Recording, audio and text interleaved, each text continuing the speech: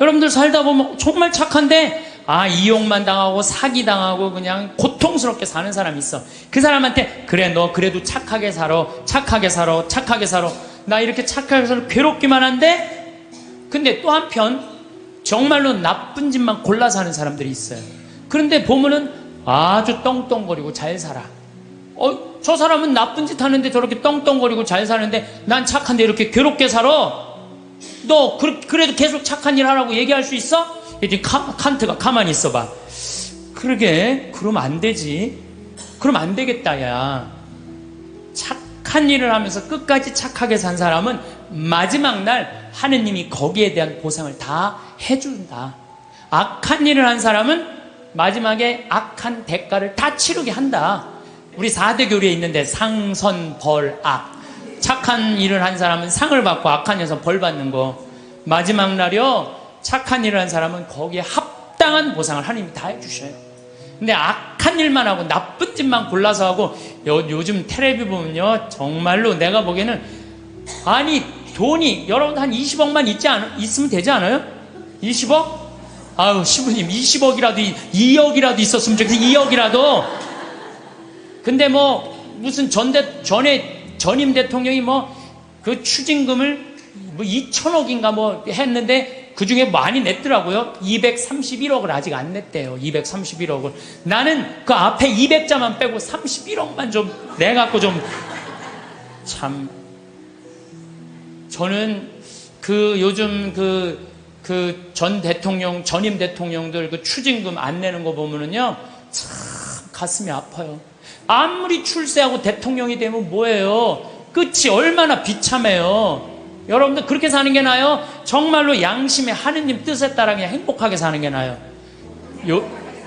요즘은요 출세하는 거, 여러분들 옛날에 못 먹고 못 살 땐 출세하는 게 좋았어요.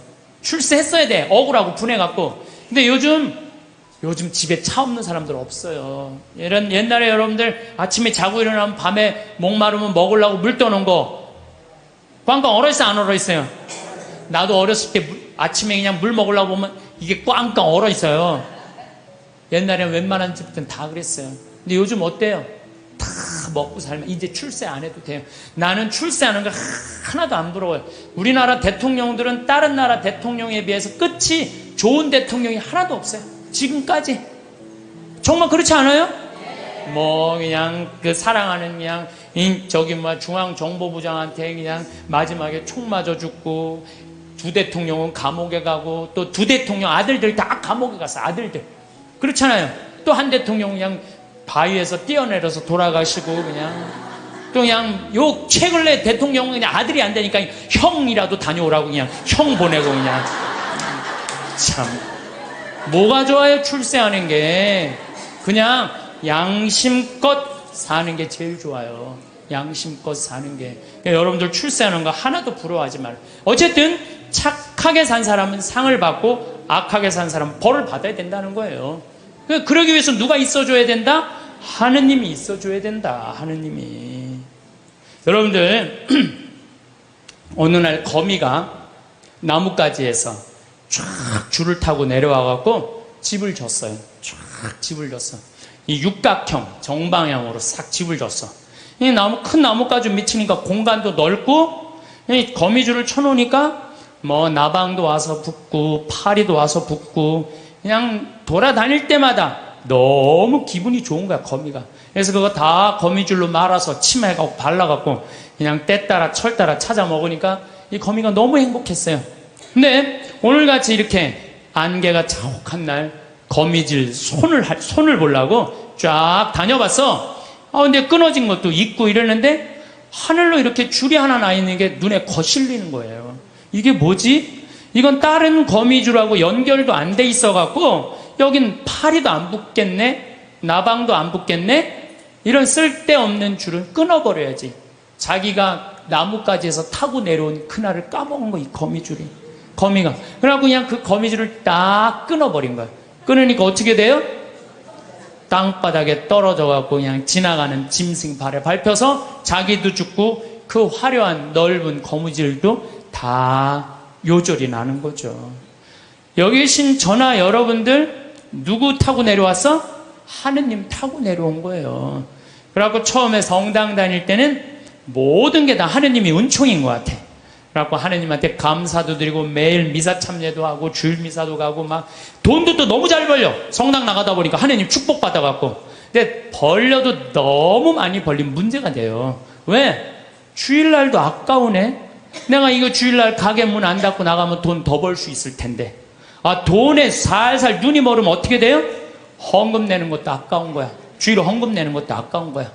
요즘 신천지에서 이제 천주교 교우들 그만 포섭하라고 명령 떨어졌다고 그러더라고요. 여러분들 그거 알아요? 몰라요? 신천지에서 천주교 신자들 많이 포섭해 갔는데 아이 헌금을 1,000원밖에 안 낸대잖아요.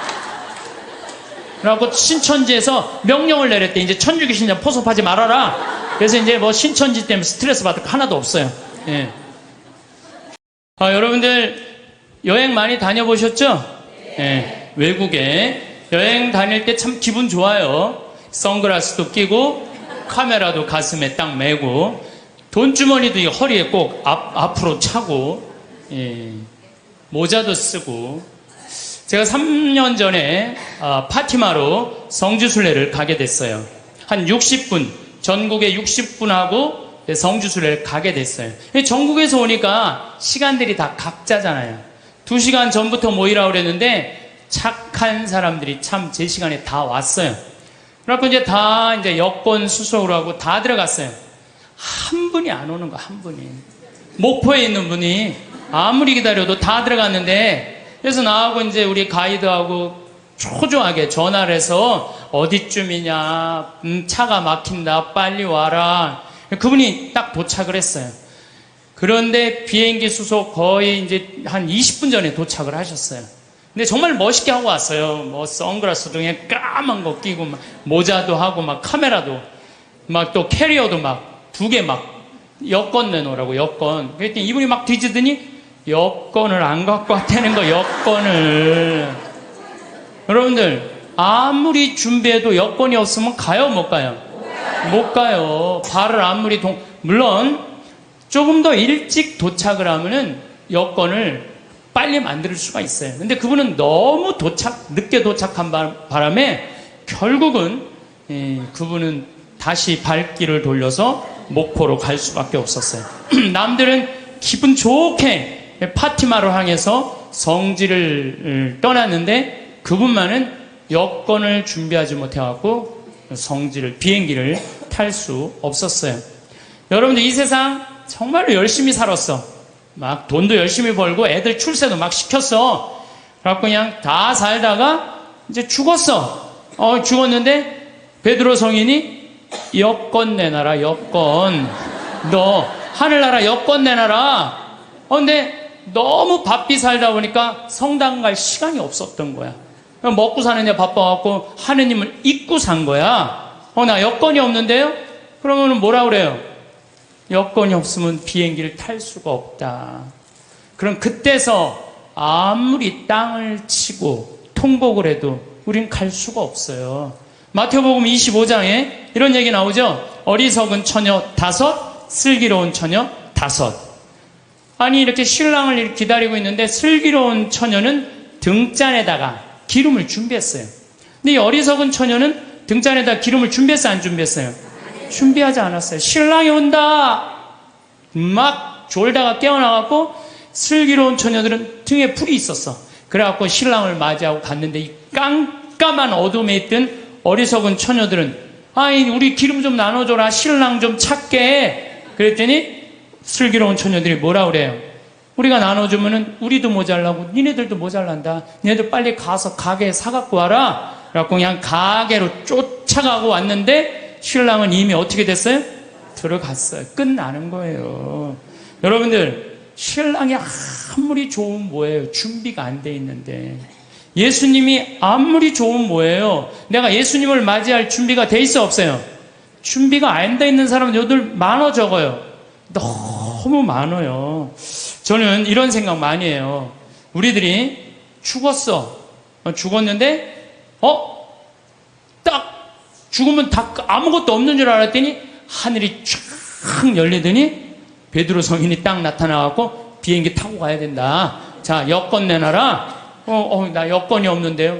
돌아가려고 해도 돌아갈 수 있어요, 없어요? 돌아갈 수가 없어요. 저는 우리 2층 집에 살던 분이, 예전 얘기예요. 한 30년 전 얘기예요. 내가 신학생 때 2층 집에 있던 분이 한 15년 동안 당뇨로 고생을 했어요. 근데 그분이 돌아가시기 3일 전에 갑자기 수녀님을 찾는 거예요. 성당 안 다니셨던 분인데, 그래서 부인이, 당신 왜 성당도 안 다니던 양반이 갑자기 수녀님을 찾느냐고, 내가 이렇게 누워서 비몽사몽 이렇게 있는데 비행기가 한 대 왔는데 나보고 비행기를 타라고 그러더라. 비행기를 타보니까 신부님, 수녀님이 비행기에 꽉 차 있는 딱 한 자리 남아있는데 수녀님이 나한테 여기가 당신 자리라고. 그리고 이 사람 정신을 깬 거예요. 성당 평생 안 다녔는데 꿈에 신부님, 수녀님이 꽉 차 있는 비행기, 이제 당신 데리고 올라갈 비행기라고. 그래갖고 이분이 수녀님 득달같이 불러갖고 병자성사, 대세 받고 병자성사 받고 성체까지 영하고 돌아가셨어요, 이분은. 그분은 하늘나라 여권 마지막에 챙긴 거 안 챙긴 거예요? 챙긴 거예요. 그래서 싹 올라간 거죠. 우리 인생 살면서 정말로 중요한 거 빼먹고 사는 사람들 많아요. 그게 뭐냐면 바로 신앙생활이에요, 신앙생활. 신앙생활은요, 우리 인생의 이정표하고 똑같은 거예요. 내가 지금 이 길을 잘 가고 있는가 안 가고 있는가 중간중간 여러분들 이정표 확인해요, 안 확인해요? 확인하죠? 부산까지 가려면은 여기 지금 내가 지금 대전을 지나가고 대구를 지나가고 경주를 지나가고 부산 이정표 확인 안 하고 그냥 길 대전에서 잘못 가려갖고 전주로 갔어. 확인 계속 안 하고 어디로 가요? 목포로 가요, 목포. 신앙생활이라는 건 바로 이정표예요. 당신 인생 지금 제대로 살고 있나? 주일마다 나가서 확인하는 거 안 확인하는 거예요? 확인하는 거예요. 요즘 인생 이정표 없이 살다가 깜깜한 어둠을 헤매는 사람들 텔레비 속에 많이 봐요, 안 봐요? 많이 보죠? 돈이 너무 많으니까 이 돈을 어떻게 주체할 수 없으니까 무슨 버진 아일랜드인가 어디에다가 회사 차려놓고 그냥 세금 떼어먹고 깜깜한 어둠 속을 헤매는 사람들 많아요. 성당 나가면서요, 내가 제대로 살고 있나 안 살고 있나 이거 확인하는 거, 이거 정말로 중요한 분. 제가 정말로 존경하는 우리 교구 신부님이 한 분 계세요. 최재용 바르톨로메오 신부님이라고. 이분은 이제 은퇴하셨어요. 나이가 70이라. 날개만 안 달렸지 천사야, 천사. 제대에서 이분이 미사를 이렇게 봉헌하는 걸 보면은 저분이 천사지. 후배 신부들 사랑하고 선배 신부님들 깍듯이 모시고, 정말로 나하고 똑같이 위암 수술한 선배 신부님인데 여러 가지로 선배죠. 너무 존경스러워요. 근데 이분이 어머니가 2011년 1월 9일 날 돌아가셨어요. 근데 어머니가 93살에 돌아가셨어요. 93살. 얼마 전에는 우리 교구 신부님 어머니가 100살에 돌아가셨어요. 100살. 요즘 안 죽어요. 요즘. 여러분들은 몇 살까지 살 것 같아요? 여러분들은 110살, 120살까지 살아요. 며칠 전에 미국에 살던 분이 저한테 내셔널 지오그래픽 잡지를 하나 보냈어요. 지금 태어난 애들은 정확하게 120살까지 산대요. 그 내용이 참 큰일이죠. 근데 어쨌든 이 민기순 마리아 할머니가 93살에 돌아가셨는데, 이 할머니가 명성황후 3대 직계손이에요, 직계손. 그리고 이 집은 신앙이 얼마나 좋은지 신부님 외할아버지가 그 용인 천리성당 옛날에 초대 본당 회장이었는데 멀리에 성당이 있었어요. 집이 있었어, 큰 집이. 근데 매일 미사 참여하고 싶어갖고 성당 바로 앞에 조그만 집에 있는 교우하고 집을 바꿨어요. 왜 바꾸냐? 나 하느님 집 가까이서 살고 싶어. 그래갖고 우리 큰 집으로 가. 난 여기 와서 살 테니까. 성당 밑에서 산 분이에요. 여기 계신 분들도 성당 근처에 집 구하려고 그러는 분들 계셔, 안 계셔요? 계시죠? 그런 분들 하늘나라 여권 늘 챙기는 분들이에요. 하늘나라 여권. 근데 이 할머니가 신부들을 얼마나 예뻐하는지 몰라요. 저도 이제 할머니 이제 집에 한번 놀러를 간 적이 있는데 자기 아들 만지듯이 나를 막 얼굴을 주물르면서 신부님, 내가 평화방송 맨날 본다고 내 신부님 팬이라고 삼계탕을 만들어 주시는데 얼마나 맛있든지. 하여튼 사제라면 정말로 당신 아들같이 사랑하는, 사랑이 정말로 많은 할머니였어요. 이 할머니가 이제 6남매를 낳았는데 제일 큰 아들이 신부가 된 거예요. 그것도 이 신부가, 할머니가 옛날에 결혼했는데 5년 만에 생긴 아들이에요. 5년 만에. 그걸 또 하느님한테 봉을 한 거죠. 정말 기가 막힌 할머니야. 근데 이제 할머니가 이제 돌아가실 때쯤 돼갖고 신부님이 가갖고 마지막 병자성사를 해주는데 할머니가 묵주를 이렇게 붙들고 계시더래요. 근데 아들이 이제 가니까 할머니가 마지막 눈을 싱겁게 뜨면서 아들을 보면서 어떻게 돌아가셨는지 알아요? 싹 웃으면서, 씩 웃으면서 아들 손을 쫙 잡고, 나는 그 할머니 상상이 돼요. 정말로 유머가 많은 할머니였거든요. 죽으면서 아들 손을 잡고 씩 죽으면서 눈을 딱 감았대요. 이 할머니 뭐가 있는 할머니야? 하늘나라 여권 있는 할머니예요. 나 이제 어디로 떠난다? 하늘나라 여행 떠난다. 평생 하느님 믿고 살았으니 그 하느님 떠난다. 그리고 아들 손을 잡고 싹 웃으면서, 난 또 그렇게 죽는 사람 세상에 처음 봤어요. 죽으면서 싹 웃으면서 죽는 사람 몇 명이나 될 것 같아요? 그렇게 많지 않아요. 여러분들도요, 평생 하느님 열심히 믿었잖아요? 그럼 돌아가실 때 어떻게 돌아가실 수 있어요? 어떻게? 나 이제 못 탄다? 하늘나라 비행기 탄다. 싹 웃으면서 돌아가실 수 있어요. 저는 그게 참 저한테 굉장히 묵상거리예요. 하늘나라 여권 있는 사람들은요, 죽는 게 하나도 안 무서워요. 이제 비행기만 타면 어디로 가? 하늘나라 올라가는 거야. 근데 뭐가 무서울 게 있다고. 안 죽으려고 빠둥빠둥거리고 그래요. 나 조금 있으면 이제 하늘나라 타고 올라가는 건데, 헌금 내는 것도 아깝고 교무금 내는 것도 아까운 거야. 11조 내는 것도. 더욱이 내가 돈이 많으니까 성당 질 때마다 회장들이 와서 더 내라고 그러네. 신부님도 날 보면 더 내라고. 그냥 점점 성당이 부담스러운 거. 내 돈 뺏기는 것 같으니. 그래서 점점 성당을 나가기 싫어. 근데 새로 본당 신부님이 오셨는데 마음에 안 들어도 너무 마음에 안 드는 신부님이 온 거야. 강론도 정치 얘기만 하고 사회 얘기만 하고 마음에 안 드는 거야. 냉담 핑계로, 최고로 좋은 핑계가 뭐예요? 본당 신부예요. 나 본당 신부가 마음에 안 들어서 성당 안 나간다.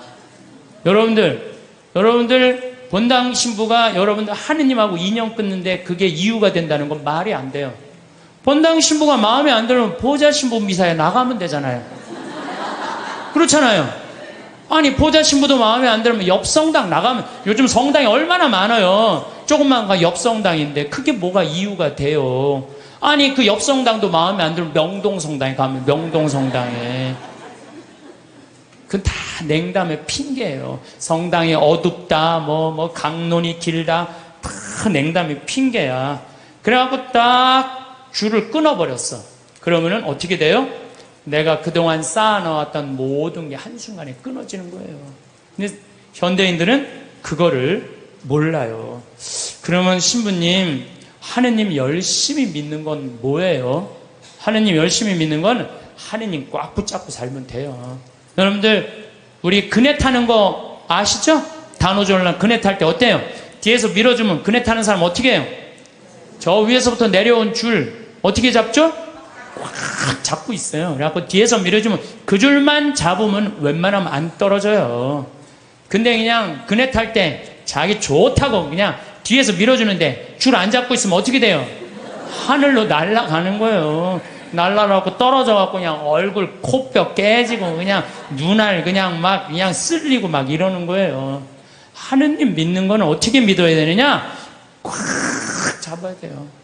하느님 꽉 잡는 방법은 뭐예요? 레저 활동 열심히 하고, 성령 기도해 나가고, 성당에 전례 봉사라면 전례 봉사하고, 반모임 열심히 나가고, 매일 미사 나가고, 이게 하느님 꽉 붙잡고 사는 거예요. 근데 요즘 현대인들은 내가 보기에는요, 하느님 꽉 붙잡고 사는 사람 별로 없어요. 다 그냥 줄 흔하게 잡고 떨어지려면 떨어져라. 난 하늘로 날아가고 싶다. 그런 사람들 너무 많습니다. 요한복음 15장에 보면은 예수님이 나는 참 포도나무요 너희는 가지로다 이 얘기를 해요. 내 안에 머물러라. 나도 너희 안에 머무르겠다. 가지가 포도나무에 붙어 있지 않으면 스스로 열매를 맺을 수 없는 것처럼 너희도 내 안에 머무르지 않으면 열매를 맺지 못한다. 너희는 나 없이 아무것도 하지 못한다. 우린 누구 옆에 꽉 붙잡고 살아야 돼? 예수님 꽉 붙잡고 살아야 돼요. 그냥 예수님이 주일날 나가는 거 귀찮다고 본당 신부 강론이 마음에 안 든다고 줄 놔버리면은 우리는 그냥 끝나는 거예요. 제가 얼마 전에 세례받고 신학교 가고 그 다음에 거기서 신부된 수원교구 조원동 주교자 성당에 강의를 가게 됐어요. 근데 보통 출신 성당에 강의 잘 안 가요. 왜? 어렸을 때 나 코 올리고 맨날 나 사고 치고 다녔던 거 다 본 분들이 그냥 다 아직도 있는데 그 성당에 왜 가요? 동창 신부들도 그러더라고요. 야, 너 그 출신 성당에 가서 강론하는 거 아니야. 예수님도 예언자 고향에서 존경받지 못했다는데 네가 뭐라고 그냥 거기 출신 본당에 가서 강의하느냐? 그리고 내가 한마디 했어요. 나는 걱정 하나도 없다. 나는 예언자가 아니다. 예수님은 예언자시지만 나는 그냥 일갓 하나의 그냥 신부다, 신부. 근데 강의를 갔어요. 강의를 갔는데 정말로 30년 전에 본 사람이 그대로 다 있는 거예요. 하나도 안 죽고 다. 처음에는 당황스럽더라고요. 왜? 내가 중학교 1학년 때 맨날 코 올리고 그냥 다녔던데 그냥 아줌마들이 그냥 다 그냥 그대로 다 있는데 그분들한테 강론한다는 게 쉽지가 않더라고요. 근데 이제 강의가 이제 2시간 강의가 끝났는데 정말 기가 막히게 예쁜 아줌마가 정말 곱더라고요. 날 보더니 시모님 저 아시겠느냐고. 얼굴은 분명히 알겠는데 누구 엄마인지를 모르겠는 거야. 누구 엄마인지를. 나 기억이 난다고. 그랬더니 알긴 뭘 아느냐고. 나 누구 엄마라고. 그랬더니 어렸을 때부터 같이 자랐던 친구 엄마야. 근데 나는 정말 아줌마인 줄 알았어요. 몇 살이냐 그러니까 78이래. 78. 내가 이렇게 계산을 해봤어요. 내가 중학교 1학년 때부터 본 아줌마니까 내가 43살부터 봤더라고 그 아줌마를. 근데 그때 모습이나 지금이나 안 변했어. 참 요즘은 늙어도 늙은 것 같지가 않아서 걱정해요.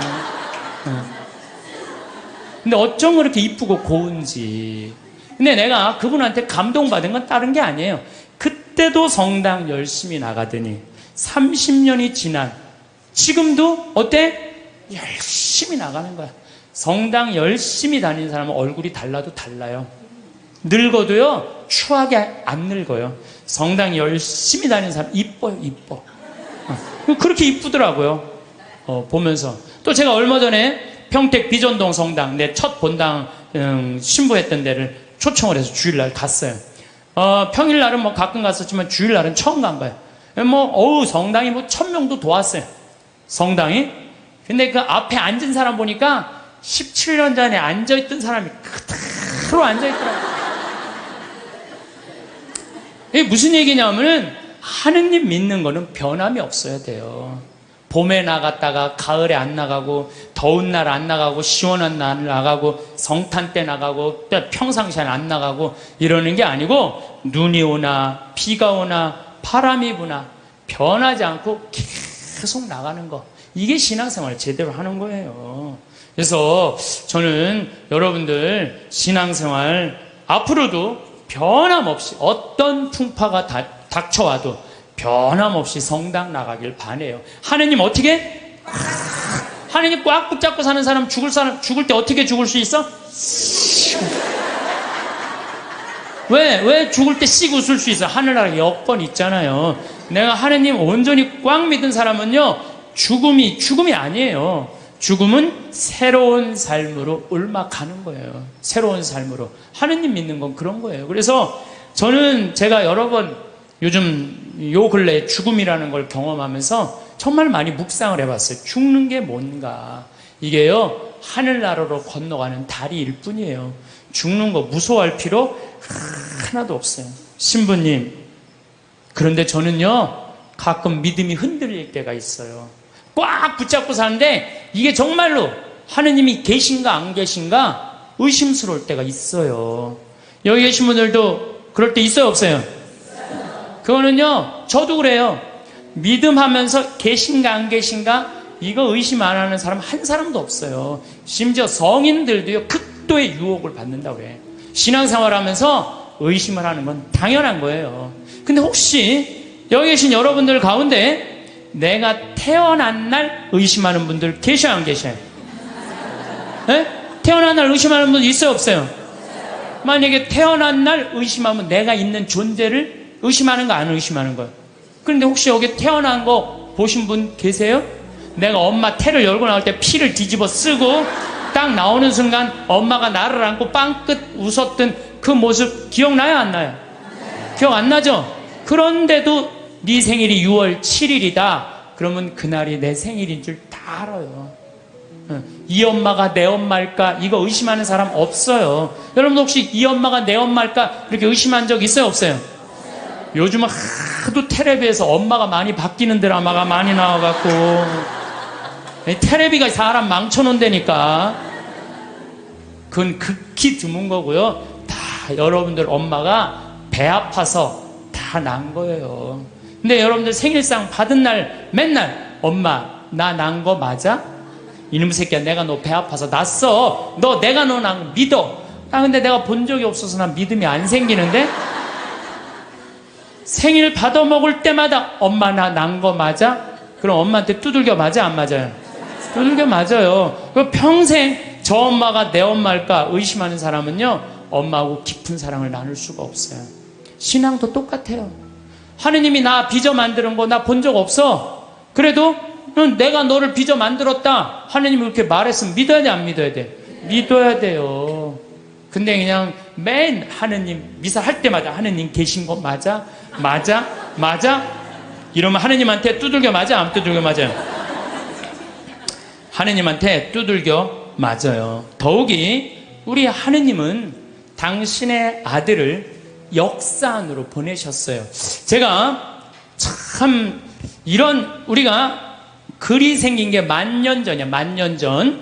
10,000년 전이 글이 생겼는데 그러니까 이때부터는 역사가 기록이 된 거예요. 부처님이 예수님 탄생 624년경에 오셨어요. 예수님 탄생하시기 전에. 그 다음에 부처님이 한 570년경에 오셨어요. 570년경.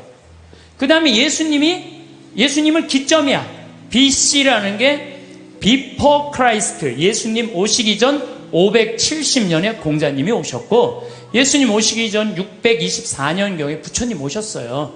그 다음에 이제 AD, 이거를 기원 후란, 안노 도미노라고 그래요. 이게 안노 도미노. 예수님의 해라는 거예요. 주님의 해라는 뜻이야.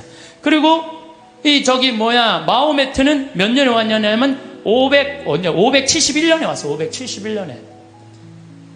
예수님이 기점. 예수님 탄생 624년.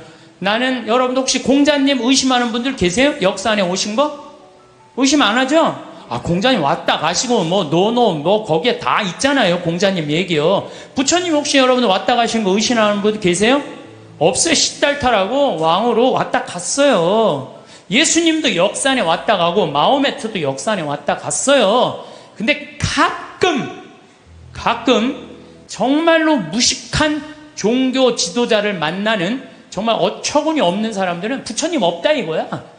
공자님 없다 이거야. 마호메트 없다 이거야. 우리 예수님만 있다 이거. 예수님만. 이거 말도 안 되는 얘기예요. 선택의 문제.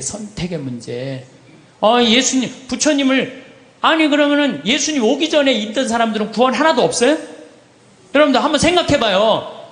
예수님 탄생하기 전에 인도에 있는 사람들은 하나도 구원 못 받아요? 한번 생각을 해봐요. 가끔 정말 어처구니 없는 사람, 그런 사람 구원 못 받는데, 그거는 하느님이 결정할 일이지 내가 결정할 일이 아니에요. 교회는요 그런 사람에게도 구원 있다고 얘기해요. 우리 교회는. 왜? 교회 밖에도 구원이 있다는 거예요. 교회 안에만 구원이 있는 게 아니라는 거예요. 아니 저 아프리카의 원주민들은 평생 예수님 얘기 하나도 들어본 적이 없는데, 그러고 죽었어. 착하게 열심히. 그럼 그 사람 구원 있어요, 없어요?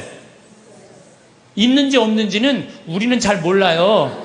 근데 누구한테 유보해줘야 돼? 하느님한테 유보해야 돼. 구원을 결정하는 건 내가 하는 게 아니에요. 누가 결정하는 거예요? 하느님이 결정하는 거예요.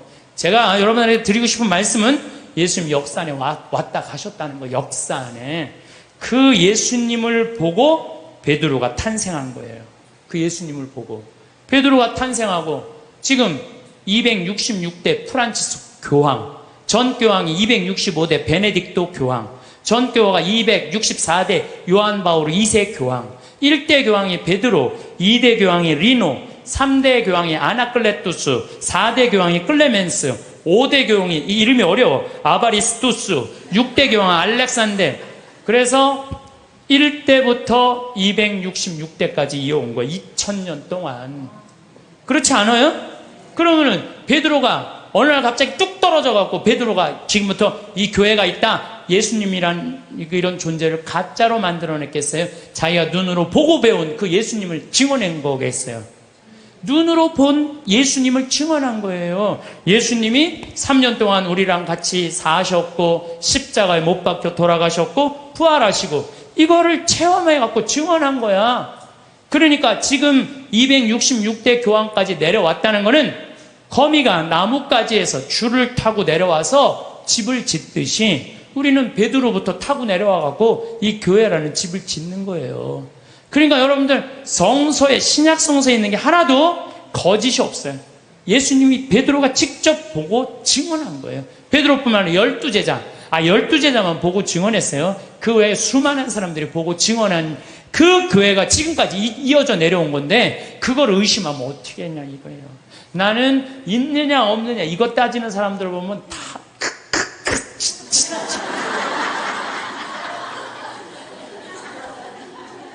가슴이 답답해요. 어떻게 그렇게 의심이 많아요? 하느님은 우리를 지어내신 주물 주시고 창조 주셔요. 그냥 꽉 붙잡고 살면 돼요. 내가 태어난 날 본 사람 없어. 네 생일이 6월 7일이다. 내 생일이 6월 7일이에요. 내 생일이. 그래서 6월 7일이다. 6월 7일인지 믿는 거예요. 정화상 성인은 감옥에서 쓴 책 상대상서에서 이런 글을 써요. 사람이 한 편의 걸작이나 한 편의 명화를 보면 존경하고 예찬하듯이 우주 만물에 한없이 많고 아름다움도 하나의 걸작이고 명화일진데, 드물게도 그것을 만든 이가 누구인지를 묻지 않으면 어떤 이유인지 모르겠습니다. 우리가 모나리자, 레오나르도 다빈치가 그렸다 그러면 레오나르도 다빈치가 그린 줄 아는 거예요. 경복궁 이거 진 사람 있다 그러면 경복궁 진 사람 있는 거예요. 이 우주 만물, 얼마나 저 산은 얼마나 아름다워요. 아름답죠? 저 물 한 개 피는 거 봐요. 구름 얼마나 아름다워요. 저 아름다운 걸 보면서 이 우주 만물의 지은이가 누구인지를 묻지 않으면 얼마나 답답하냐 이거예요. 그래서 여러분들, 이 우주 만물을 만드는 창조주가 있다는 거예요. 그게 바로 하느님이라는 거예요. 심지어 칸트라는 철학자는 참 재미난 얘기를 했어요. 그 사람이 순수이성 비판, 실천이성 비판, 판단력 비판, 그런 철학 이렇게 두꺼운 걸 썼어요. 근데 그 내용 중에 하나가 절대 도덕 명령이라는 걸 해요. 사람은 무조건 착한 일을 해야 된다. 이걸 자기 철학 논리에 주장을 해요. 그런데 가만히 보니까 정말로 착하게 사는데 이용만 당하고 괴로운 사람 있어요, 없어요? 있죠? 세상 만물 질서정연하게 돌아가는 이유도 질서의 하느님께서 세상의 질서를 세워주셨기 때문에 우리가 살 수 있는 거예요. 이러한 증거로 하느님의 존재를 알 수 있으며, 하느님의 은총이 온 세상, 온 만물에, 또한 태어나 죽는 날까지 우리에게 머물러 계시니, 저는 이 말 정말로 인정해요.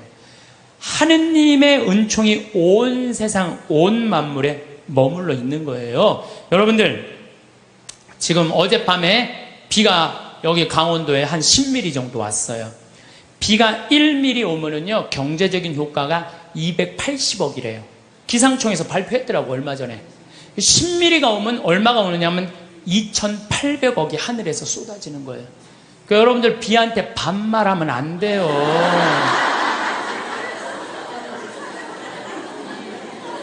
근데 우리는 얼마나 건방지냐 하면은, 비 왔네? 비 오고 있네? 이게 말이 돼요? 비 오시네. 비 오시네. 빗님 오셨네. 이래야지. 비 왔네가 뭐예요? 내가 우리 여기 지금 고추를 2만 포기를 심어놨어요. 3,000평에다가. 근데 10일 동안 빗님이 안 오셨어요. 그러면은 10일 정도 안 오면요 말라요. 마르기 시작하면요 고추가 마르는 게 아니라 내가 입이 바짝 내가 말라요. 감자 옥수수 지금 3,000평 5,000평 다 심어놨어요. 근데 어젯밤에 이렇게 누워서 자는데 빈님 오는 소리가 들리더라고요. 난 미소가 싹 젖이는 거예요. 하느님 감사합니다. 우리 고추들이 싱싱하게 자랄 수 있도록 빈님을 내려주셔서 감사합니다. 사실은 저 빈님한테 존댓말 하는 사람만 물을 쓸 수 있어요. 막 반말하고 비 왔네. 아유 지겨워 짜증나. 빈님이 오시는 게 얼마나 중요한데 그걸 지겹다고 그래요. 농민들한테는요 저게 생명이에요. 생명. 만약에 저걸 내가 한번 재작년인가 3년 전에 배추밭에 가을 마른 장마가 왔어요. 가을 동안 한 번도 빈님이 안 오셨어. 저 강물을 터서 하는데요 그 전기, 노력, 돈이 얼마가 들어가는데요. 그걸 전국적으로 다 한다고 생각을 해봐요. 그러니까 1mm 오면요 280억 내려주시는 거 맞는 거예요. 그러니까 우린 빈님을 해도 어떻게? 빈님 오시네. 감사해야 돼요. 더욱이 우리 여기 지금 이 어두움을 밝히기 위해서 등을 켜놨잖아요. 이거 돈으로 하려면 지금 얼마야? 우리 한 달에 전기세 500만 원 나가는데 이 큰 건물 유지하려면은 근데 낮에 태양이 비춰갖고 온 세상을 밝혀주잖아요. 그걸 전기로 쓰려고 생각을 해봐요. 돈이 얼마가 될 것 같아요? 빈님 공짜로 쓰지, 태양빛 공짜로 쓰지. 이걸 공짜로 쓰면서도 하느님의 이 은총을 저버리면 어떻게 하냐 이거예요. 이제 여러분들 더워갖고 저 에어컨 지금 틀어놨잖아요. 저 에어컨만 틀면 우리가 100만 원, 150만 원 전기 확 올라가요. 근데 저 우리 생태마을 앞에 나가면 느티나 바람이 싹 불으면 기분이 얼마나 좋아. 그 바람을 마저도 감사한 거예요. 그걸 에어컨 바람으로 만들어내려면 원자력 발전소 그냥 26개 다 가동해도 못해요. 우리는요 정말로 걸을 때나 눈을 뜰 때나 잠을 잘 때나 공기는 또 어때? 내가 또 이 스킨스쿠버 다이빙해요. 그 물속에 들어갈 때 30분 그 마시는 그 공기통 사는 게 3만 원이에요. 3만 원. 30분 마시는데 3만 원 들어요. 3만 원. 근데 여러분들은 지금 하루 종일 공짜로 얼마나 돼요? 이게 여러분들이 저 앰뷸런스에 실려갈 때 그 산소호흡기 되면 그건 더 비싸요. 36만 원인데 36만 원. 그러니까 그냥 하루 24시간 숨 공짜로 쉬면은 여러분들 거의 1,000만 원 280억 내려주시지 1,000만 원 공짜로 내려주시지. 그런데 이게 감사하지 않고 살면은 이게 어찌 된 일이냐 그 얘기예요. 하느님 은총 없이 되는 일 하나도 없어요. 하느님의 그 은혜를 저버릴 수 없음은 아들이 어버이 덕에 먹고 그 집에 살며 그 살림을 쓰면서 함부로 제가 잘난 체하며 부모를 무시하며 섬김과 근본을 갚는 뜻을 모르면 효도입니까? 불효입니까? 여러분들 태어나갖고 엄마 아버지 세간살이 써야 안 써요? 쓰죠? 엄마 아빠 밥솥 쓰고 엄마 아빠 방 쓰고 엄마 아빠 거실 쓰고 엄마 아빠 전기 다 쓰는 거 아니에요? 전화기. 그런데 그 엄마 아빠한테 감사하지 않으면 효도냐 불효냐 이거예요. 그것처럼 우리는 하느님 세간살이 쓴다 이거예요. 나무, 저 빈님, 태양, 바람 다 하느님 세간살이야. 그걸 쓰면서 감사해야 된다 이거죠. 저는 여러분들도 다 하느님 은총 속에 살았지만 저는 특별히 하느님 사랑받고 산 신부예요.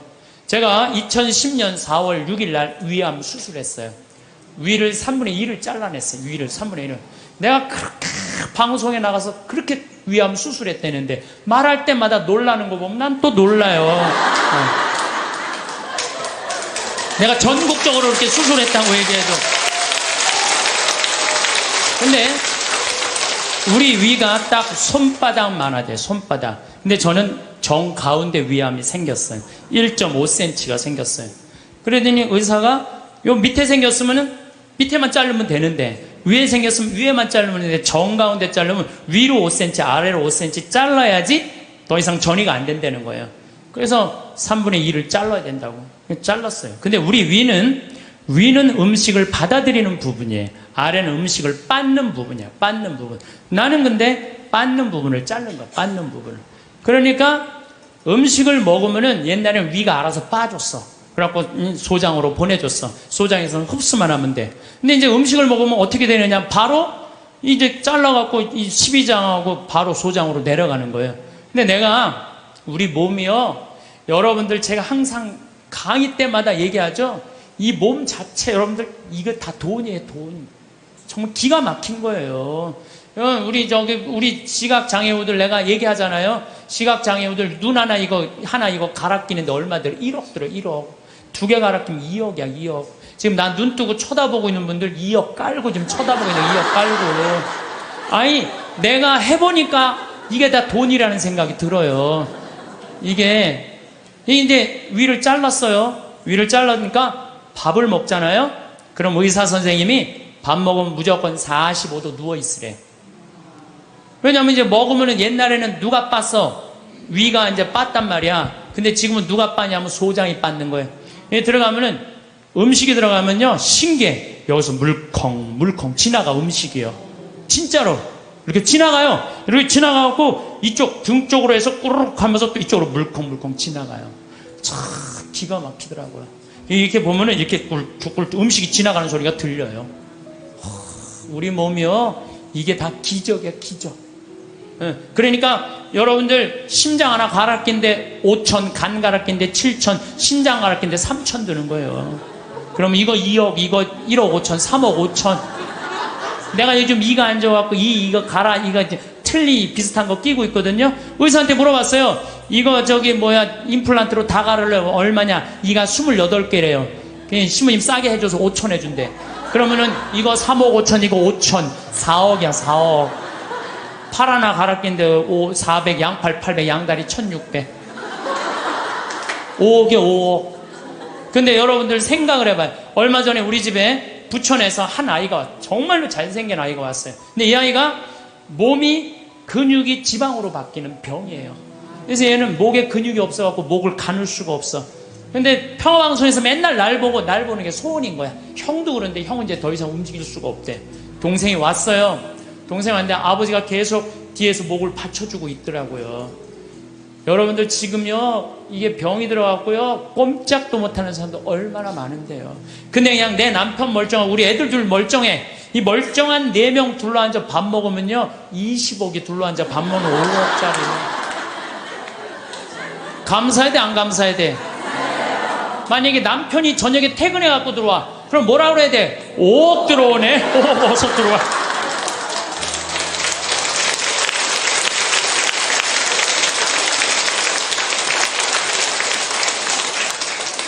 근데 제가 수술하고 20일 만에, 20일도 아니네, 14일 만에 우리 직원들이 수술하고 강의를 다 취소해놨는데 딱 하나를 취소를 못한 거예요. 그래서 난 수술하자마자 2주일 만에 강의를 하루 종일, 그것도 2,000명 앞에서 강의를 했어요. 근데 이렇게 강의를 하고 밥 먹고 누워 있어야 되는데 밥 먹자마자 강의를 하면요, 위가 그렇게 아픈 거예요. 꼬맨 데가 계속. 근데 2년 내내 아픈 거, 2년 내내. 근데 작년 여기 온 우리 PD 선생님하고 같이 작년에 이스라엘에서 초청을 했어요. 이스라엘에서 초청을 해갖고 예수님 걸어가신 길을 가자는 거예요. 예수님이 딱 27년 3월 26일 날 나자렛에서 떠나갖고 갈릴레아로 갔대요. 27년 3월 26일 날. 근데 내가 작년 3월 26일 날 거길 간 거예요. 그 떠난 날, 역사적으로 떠난 날 거기 나자렛에서 예수님이 두루마기를 펴서 뭐라 그래요? 오늘 이제 기름이 부어갖고 묵긴 이들에게는 해방의, 눈먼이들에게는 빛을, 가난한 이들에게는 해방을, 이렇게 얘기를 하잖아요. 이게 오늘 나한테 이루어졌다. 그러니까 저놈이 목수의 아들 아냐? 그러니까 예수님 뭐라 그래? 의사의 내 병이나 고쳐라. 니네들 그러겠지만은 사렙다 부인 나만 다 났을 때 다 이방인들 고쳐줬다. 그러니까 그냥 동네 사람들이 열받아갖고 예수님 멱살 끌고 추락산이라고 그러고 시험산이라는데 끌고 내려갖고 밀어 떨어뜨리려고 그래. 근데 그 시험산이 몇 메타냐면 370m 정도 돼요. 높이가. 남산이요 270m예요. 근데 시험산에 거기 예수님 밀어 떨어뜨리는 데는 거기서도 출발한 거예요. 가보니까요, 밑에 돌이 그냥 엄청나게 많더라고요. 예수님 거기서 밀어 떨어뜨렸으면 예수님 뼈도 못 추렸어요. 진짜로. 내가 작년에 이거 좀 계속 얘기하겠지만은 내가 거기 와서요, 예수님 만나고 왔어요. 그냥 성서를 막연하게만 생각을 했는데 그 예수님을 보니 그 자리에 현장에 가보니까요, 살아있는 예수님을 만나는 거야. 그래갖고 그냥 거기서 또 이제 같이 떠난 거지. 예수님하고 제자들이 이제 길을 헤치고 갈릴레아로 가셨다. 루카복음 4장에 그렇게 나와요. 나자렛에서 시험산에서 밀어 떨어뜨려야자 그들을 가로질러 갈릴레아로 가셨다. 갈릴레아까지, 나자렛에서 갈릴레아까지가 60km야. 60km 동안 예수님 생각하고 걸은 거죠. 근데 위암 수술한 놈이 배는 아파 죽겠는데 맨날 걸으니까 배가 아파요, 안 아파요? 잘 때마다 아픈 거예요, 배가. 요 얘기는 내가 다음 시간에 내가 하도록 하겠습니다. 감사합니다.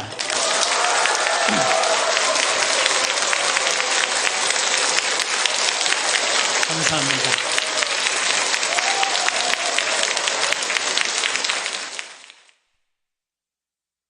성공한 사람들을 보면 크게 두 부류로 나뉘는 걸 알 수 있습니다. 하나는 자신이 성공했다고 여기저기 떠벌리고 다니는 사람들, 그리고 또 하나는 조용히 아무 말 없이 자기 삶을 사는 사람들입니다. 우리는 흔히 성공을 하면 자연스럽게 자랑하고 싶어질 거라고 생각하죠. 좋은 차를 사고 비싼 시계를 차고 SNS에 멋진 사진을 올리고 싶을 겁니다. 왜냐하면 그렇게 하면 남들이 나를 더 인정해 줄 거라고 믿으니까요. 하지만 현실은 그렇지 않습니다. 오히려 진짜 성공한 사람들은 그렇게 행동하지 않습니다. 왜냐하면 보여줄 필요가 없기 때문입니다. 돈이 많다고, 높은 자리에 있다고, 유명하다고 해서 굳이 그걸 드러낼 필요는 없습니다. 그걸 아는 사람들은 이미 알고 있고 모르는 사람들은 알 필요가 없죠. 그런데도 굳이나 성공했다고 떠드는 사람들이 있습니다. 그런 사람들은 왜 그럴까요? 간단합니다. 그 사람들은 사실 그렇게까지 성공한 게 아니기 때문입니다. 우리는 종종 SNS에서 성공한 사람들을 봅니다. 해외여행을 가고 고급 레스토랑에서 밥을 먹고 멋진 차를 타고 다니는 모습? 그런데 가만히 보면 그런 걸 보여주는 사람들은 언제나 뭔가를 팔고 있습니다. 강의를 팔든 자기 브랜드를 홍보하든 아니면 단순히 자기 자존감을 유지하려고 하든 간에 결국 목적이 있는 거죠. 진짜 부자들은 그렇게 하지 않습니다. 오히려 조용히 아무도 모르게 자기 일을 합니다. 왜냐하면 자랑해서 얻을 게 없기 때문입니다. 오히려 괜히 잘난 척했다가 사람들에게 이용당하거나 시기와 질투를 받거나 쓸데없는 오해를 사는 게 더 피곤합니다. 이건 단순한 돈 이야기가 아닙니다. 사회적인 성공을 이룬 사람들도 마찬가지입니다. 진짜 실력 있는 사람들은 자기 실력을 굳이 떠벌리지 않습니다. 왜냐하면 그럴 필요가 없으니까요. 자기 분야에서 최고라면 사람들이 먼저 알아서 찾아옵니다. 반대로 실력이 부족한 사람일수록 자기를 포장하려고 애씁니다. 우리가 흔히 듣는 말이 있죠.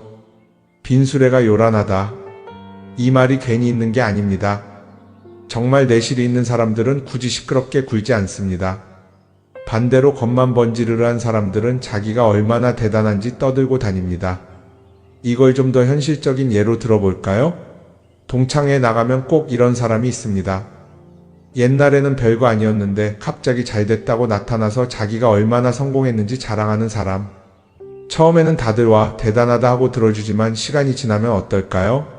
대부분 속으로 이렇게 생각할 겁니다. 저 사람 뭐 저렇게까지 티를 내? 결국 그런 사람은 점점 멀어지게 됩니다. 반면에 정말 성공한 사람들은 조용합니다. 굳이 자기가 어떻게 살고 있는지 설명하지 않죠. 그런 사람들은 오히려 주변에서 먼저 알아보고 자연스럽게 존경을 받습니다. 그게 진짜 성공입니다. 그럼 우리는 어떻게 해야 할까요? 내가 뭔가를 이루었을 때 굳이 남들에게 알릴 필요가 있을까요?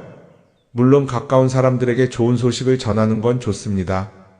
하지만 굳이 모든 사람들에게 나 이렇게 잘 살고 있어요 하고 알릴 필요는 없습니다. 그런 행동은 결국 나에게 득이 되지 않습니다. 성공이라는 건 원래 조용한 겁니다.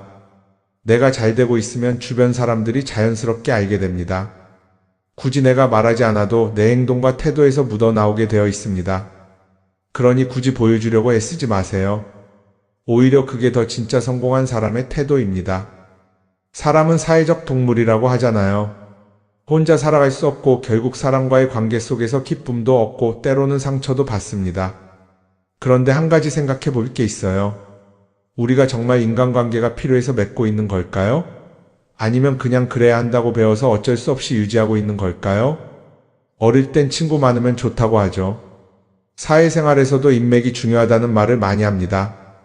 그런데 정작 주변을 보면요, 인간관계가 넓은 사람일수록 스트레스를 더 많이 받아요. 전화벨이 울릴 때마다 이번엔 또 무슨 부탁일까 싶고, 단체 채팅방에서 메시지가 올 때마다 이걸 또 어떻게 대답해야 하나 고민하죠.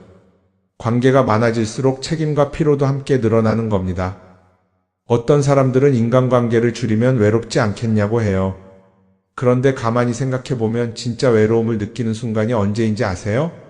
오히려 불필요한 인간관계 속에 있을 때입니다. 같이 밥을 먹고 얘기를 나누는데도 뭔가 허전하고 대화가 컥 돌고 속마음을 나누지도 못할 때, 그럴 때 우리가 더 외롭다고 느끼죠. 그렇다고 당장 인간관계를 다 끊어버릴 순 없겠죠. 하지만 적어도 내가 정말 소중하게 여겨야 할 관계와 그냥 관성적으로 유지하는 관계는 구분할 필요가 있습니다. 예를 들어 매번 나한테 부탁만 하고 정작 내가 어려울 땐 연락 한 번 없는 사람. 내가 실수하면 뒷담화를 하면서 내 앞에서는 웃는 사람. 이런 관계를 굳이 계속 이어갈 이유가 있을까요? 가끔은 이런 경험도 있을 거예요. 우연히 어떤 사람과 친해졌는데 만난 지 얼마 되지도 않았는데 너무 많은 걸 털어놓는 사람들 있죠. 자기 속사정부터 가족 문제, 직장 고민까지 쏟아내는 사람들. 이런 경우 두 가지의 가능성이 큽니다. 하나는 그냥 감정적으로 의존할 사람이 필요해서일 수도 있고, 또 하나는 내가 믿을 만한 사람인지 떠보는 걸 수도 있어요. 어떤 경우든 이런 관계는 오래가기 어렵습니다. 사실 친밀함이라는 건 시간이 필요한 법이에요. 적당한 거리를 두고 천천히 서로를 알아가야 하는데, 초반부터 급격하게 가까워진 관계는 쉽게 무너지는 경우가 많습니다. 처음엔 친하다고 생각했는데 어느 순간 사소한 일로 틀어지고 결국 남보다 못한 사이가 되는 거죠. 그러면 인간관계를 어떻게 해야 할까요? 답은 간단합니다. 억지로 맺지 말고 굳이 유지하려고도 하지 않는 거예요. 내가 편한 관계라면 자연스럽게 이어질 것이고, 그렇지 않다면 서서히 멀어질 겁니다. 그리고 그걸 억지로 붙잡지 않아도 괜찮습니다. 관계를 유지하는데 에너지를 쓰기보다는 정말 소중한 관계에 집중하는 게 더 낫지 않을까요? 어떤 사람은 내가 인간관계를 줄이면 나중에 나 혼자 남는 거 아니냐 걱정하기도 해요. 그런데 생각해보면요, 진짜 나를 위하는 사람은 많지 않아요. 인간관계를 줄인다고 해서 완전히 혼자가 되는 게 아닙니다. 오히려 불필요한 관계를 정리하고 나면 남아있는 관계들이 더 단단해지고 가치 있게 느껴질 겁니다. 예전엔 인맥이 자산이라는 말을 많이 했어요. 그런데 요즘은 꼭 그렇지도 않죠. 오히려 불필요한 인간관계가 많으면 그게 짐이 될 수도 있어요. 적당한 거리, 적당한 선. 이걸 잘 지키는 게 결국엔 가장 편한 인간관계를 유지하는 방법 아닐까요? 한번 곰곰이 생각해 보세요. 지금 내 주변에 있는 사람들 중에서 내가 정말 편하게 만날 수 있는 사람이 몇 명이나 되는지, 내가 억지로 맞춰주고 있는 관계는 없는지. 관계를 줄이면요, 외로워지는 게 아니라 오히려 더 자유로워집니다. 그리고 자유로워진 만큼 내 인생에서 정말 중요한 것에 집중할 수 있게 됩니다. 인간관계 너무 많은 걸 신경 쓰다 보면 정작 중요한 걸 놓칠 수 있어요. 그러니까 이제는 한 번쯤 정리해보는 것도 나쁘지 않을 겁니다. 사람들이 돈을 많이 벌고 싶어 하는 이유가 뭘까요? 단순히 돈이 많으면 좋으니까? 물론 그것도 있겠지만 사실 돈을 원하는 진짜 이유는 더 나은 삶을 살기 위해서겠죠. 그런데 문제는 돈을 많이 번다고 해서 반드시 삶이 나아지는 건 아니라는 겁니다. 오히려 더 많이 벌수록 더 많이 쓰게 되는 경우가 많아요. 가끔 이런 생각해 본 적 없으세요? 예전에는 돈이 지금보다 훨씬 적었는데 이상하게 그때가 더 여유로웠던 것 같다. 왜 그럴까요? 사실 우리가 원하는 건 돈 그 자체가 아니라 돈을 통해 얻을 수 있는 자유인데, 돈을 벌면 벌수록 그 자유를 잃어버리는 경우가 많아요. 더 좋은 차, 더 좋은 집, 더 좋은 옷을 사면서 점점 더 많은 돈이 필요해지고 결국엔 돈을 벌기 위해 또다시 일해야 하는 악순환에 빠지게 되는 거죠. 한번 생각해 봅시다. 우리가 정말 필요해서 뭔가를 사는 경우가 얼마나 될까요? 필요해서라기보다는 남들이 가지고 있으니까, 없어 보이기 싫으니까, 혹은 그냥 기분 전환을 위해서 소비하는 경우가 훨씬 많아요. 그리고 그런 소비를 할 때마다 스스로 이렇게 합리화를 하죠. 이 정도는 나를 위한 투자야. 그런데 가만히 보면 그 소비가 진짜 나를 위한 소비인지 아니면 그냥 사회가 만든 기준에 끌려가고 있는 건지 헷갈릴 때가 많습니다. 예를 들어 예전에는 스마트폰 하나면 충분했는데 이제는 스마트워치도 있어야 하고 무선 이어폰도 필요하고 태블릿도 있어야 할 것 같고 하나를 사면 또 다른 무언가가 필요해지는 시기예요. 사실 이건 우리가 그렇게 만들어진 겁니다. 광고도 그렇고 SNS도 그렇고 자꾸 우리에게 이렇게 말하죠.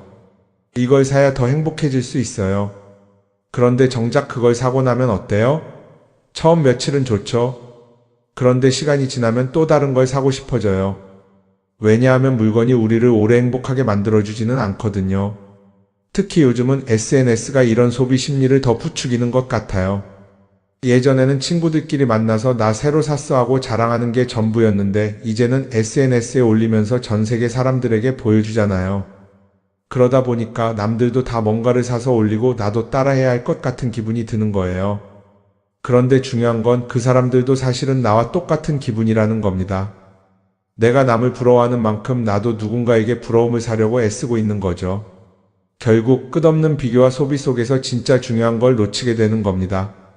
한번 이렇게 생각해보면 어떨까요? 만약 내가 지금부터 딱 1년 동안 불필요한 소비를 하지 않는다면 내 삶이 어떻게 변할까? 아마 처음에는 답답할 수도 있어요. 사고 싶었던 걸 참아야 하니까. 그런데 그걸 몇 번 참고 나면 어느 순간 깨닫게 될 겁니다. 내가 굳이 이걸 안 사도 괜찮네? 그렇게 불필요한 소비가 줄어들면 자연스럽게 돈이 쌓이겠죠. 그런데 돈이 쌓이는 것보다 더 중요한 게 있어요. 바로 마음의 여유가 생긴다는 겁니다. 돈을 쓰지 않는다고 해서 불행해지는 게 아니라 오히려 소비로부터 자유로워지면서 진짜 행복을 찾을 수 있어요. 물론 이걸 실천하는 게 쉽지는 않겠죠. 우리 주변에는 소비를 부추기는 것들이 너무 많으니까요. 하지만 적어도 이런 건 해볼 수 있습니다. 뭔가를 사고 싶을 때 한 번만 스스로에게 물어보는 거예요. 이게 정말 나한테 필요한 걸까? 아니면 그냥 순간적인 욕심일까? 만약 그 질문을 던졌을 때 5초 안에 당연히 필요하지 라는 답이 나오지 않는다면 사실 그건 없어도 되는 물건일 가능성이 큽니다. 정말 필요한 건 고민할 필요도 없이 바로 떠오르거든요. 그러니까 이제는 한 번쯤 생각해 봐야 할 것 같아요. 나는 지금 내가 원하는 삶을 살고 있는 걸까? 아니면 남들이 만든 기준에 맞추기 위해 내 시간을 팔고 있는 걸까? 소비를 줄인다는 건 단순히 돈을 아끼는 게 아닙니다. 그건 결국 내 삶의 선택권을 되찾는 일이거든요. 돈을 많이 버는 것도 중요하지만 더 중요한 건 그 돈을 어떻게 쓰느냐입니다. 그리고 때로는 아무것도 사지 않는 게 최고의 선택일 수도 있어요. 우리는 요즘 SNS 없이 사는 게 거의 불가능한 시대에 살고 있죠. 아침에 눈 뜨자마자 휴대폰을 확인하고 출근길에도 SNS를 보고 잠들기 전까지도 계속 들여다봅니다. 그러면서 남들이 어떻게 사는지 보고 나도 모르게 비교하게 되고 때로는 초조해지기도 하죠. SNS에 올라오는 사진들 한번 보세요. 맛집에서 멋진 음식을 먹고 해외여행을 다니고 좋은 옷을 입고 성공한 삶을 사는 사람들. 그런데 가만히 보면 이 사람들이 정말 행복해서 저런 사진을 올리는 걸까요? 아니면 그냥 행복해 보이고 싶은 걸까요? 실제로 SNS에 가장 많이 올라오는 사진이 뭔지 아세요? 남들이 부러워할 만한 순간들입니다. 집에서 편하게 쉬고 있는 모습이나 출근길에 지친 얼굴, 어제 먹다 남은 배달 음식 사진 같은 건 잘 안 올리죠. 대신 멋진 레스토랑, 명품 가방, 고급 호텔 같은 것들이 올라옵니다. 왜 그럴까요? 결국 SNS는 보여주기 위한 공간이기 때문입니다. 여기서 중요한 게 있어요. 우리가 SNS에서 보는 건 그 사람의 삶 전체가 아니라 편집된 일부 장면이라는 겁니다. SNS는 마치 한 편의 다큐멘터리나 영화처럼 잘 꾸며진 장면들만 보여줍니다. 그런데도 우리는 그걸 보면서 아, 저 사람은 나보다 더 행복하구나 하고 착각하죠. 예를 들어 SNS에서 한 친구가 해외여행을 가서 아름다운 풍경을 찍어 올렸다고 해볼게요. 우리는 그걸 보면서 부럽다, 나도 저렇게 살고 싶다라고 생각하겠죠. 그런데 정작 그 친구는 사진을 찍고 나서도 일 때문에 스트레스를 받고 있을 수도 있고 여행 비용을 감당하느라 카드가 걱정을 하고 있을 수도 있습니다. 그 부분은 우리는 알 수가 없죠. 그런데 문제는 이렇게 남들과 비교하는 습관이 쌓이면 결국 내 삶이 초라하게 느껴진다는 겁니다. 원래는 그냥 조용히 살아도 괜찮았는데 SNS를 보고 나면 나만 뒤처지는 것 같고 뭔가를 더 해야 할 것 같고 괜히 불안해지죠. SNS는 기본적으로 사람들의 비교 심리를 자극합니다. 남들이 가진 걸 나도 갖고 싶게 만들고 남들이 하는 걸 나도 해야 할 것 같은 기분이 들게 만들죠. 그러다 보니 필요하지도 않은 걸 사게 되고 무리해서라도 화려한 곳에 가게 되고 남들에게 보여주기 위해 사는 삶을 살게 됩니다. 그럼 어떻게 해야 할까요? 사실 정답은 간단합니다. SNS에서 보이는 것들을 곧이곧대로 믿지 않는 것입니다. 그리고 더 중요한 건 남과 비교하는 걸 멈추는 것이에요. 어떤 사람이 비싼 차를 타고 다닌다고 해서 그 사람이 꼭 행복한 건 아닙니다. 좋은 차를 타고 다니지만 밤마다 사업 걱정에 잠 못 이루는 사람도 많아요. 반대로 대중교통을 이용하지만 마음 편하게 사는 사람도 있죠. 결국 행복은 보이는 것이 아니라 느끼는 것입니다. SNS를 덜 보면 덜 불행해진다는 연구 결과도 있어요. 하루 종일 남의 삶을 보면서 비교하는 시간을 줄이면 내 삶에 집중할 수 있는 시간이 많아지는 겁니다. SNS를 완전히 끊을 필요는 없지만 최소한 그 안에 있는 것들이 전부 진짜라고 생각하지 않는 태도는 필요합니다. 우리는 누구나 자신만의 속도로 살아가고 있어요. 남들은 남들대로 사는 거고 나는 나대로 살면 됩니다. SNS에서 남들의 화려한 모습을 볼 때마다 한 번쯤 이렇게 생각해 보세요. 이건 그 사람이 보여주고 싶은 삶일 뿐이다. 그러면 조금은 편해질 겁니다. 사람들은 다들 자기 인생을 살아간다고 생각하죠. 그런데 가만 보면 정말 자기 인생을 사는 사람이 얼마나 될까요? 많은 사람들이 사실은 남이 만들어 놓은 기준에 맞춰서 살고 있어요. 좋은 대학, 좋은 직장, 좋은 차, 좋은 집. 다들 이런 걸 목표로 삼지만 정작 내가 원하는 삶이 뭔지 깊이 생각해 본 적이 없는 경우가 많아요. 이건 어릴 때부터 교육받아온 방식과도 관련이 있어요. 우리는 어릴 때부터 이렇게 살아야 한다는 틀 안에서 자라죠. 공부 열심히 해서 좋은 성적을 받아야 하고 좋은 직장을 가져야 하고 결혼도 적당한 때에 해야 하고 마치 인생이 정해진 수순이라도 있는 것처럼요. 그러다 보니 나 스스로 정말 원하는 걸 고민하기보다는 그냥 남들이 정해놓은 목표를 따라가게 돼요. 그런데 이렇게 남의 기준에 맞춰서 살다 보면 어느 순간 공허함을 느끼게 됩니다. 이게 정말 내가 원했던 삶인가?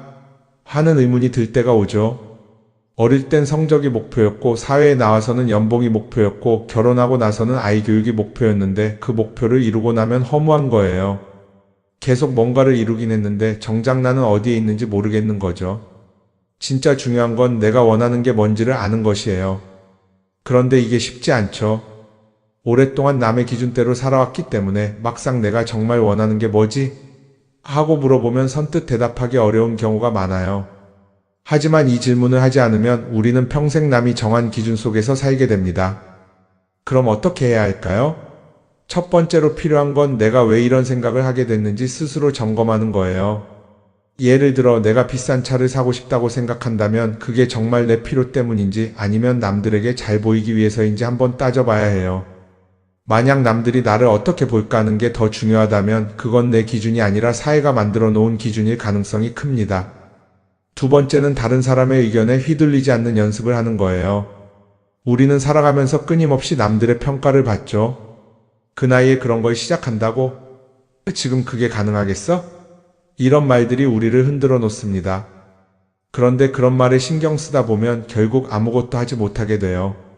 중요한 건 남들이 뭐라고 하든 내가 결정하는 거예요. 물론 남의 조언을 들을 수도 있고 참고할 수도 있죠. 하지만 최종 결정은 항상 내 몫이어야 합니다. 내가 결정하고 내가 책임지는 거. 그렇게 해야 내 삶을 온전히 내 것으로 만들 수 있어요. 세 번째는 내가 한 선택에 책임지는 자세를 가지는 거예요. 많은 사람들이 무언가를 선택하고 나서도 후회하죠. 괜히 이걸 했나? 이 선택이 잘못된 건 아닐까? 그런데 한 가지 확실한 건 후회한다고 해서 과거가 바뀌지는 않는다는 거예요. 내가 한 선택이라면 그 선택이 틀렸다고 해도 받아들이고 그 안에서 최선을 다하는 게 더 중요해요.